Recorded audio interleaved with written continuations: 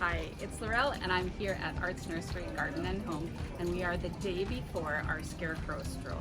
So tomorrow, we are so excited about that. Everybody is getting ready. We're working hard. We have rolled ice cream coming tomorrow. Oh my gosh. So come and take a look. I'll give you a sneak peek of what we are doing to get ready. Lorna has been working hard in the courtyard. The courtyard is looking absolutely beautiful with all different kinds of pumpkins. You can see everybody working to get this area clean and ready for you. Hi Dylan, hi Safine, hi John, hi Alex. They have all been working so hard to make this scarecrow, this pumpkin patch area absolutely amazing.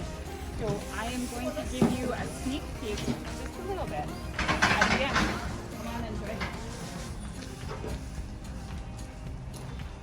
See? Isn't it cool?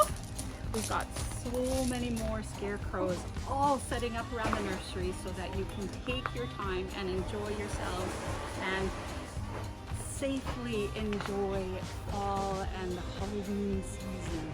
So thank you for coming and visiting just a little sneak peek. See you guys.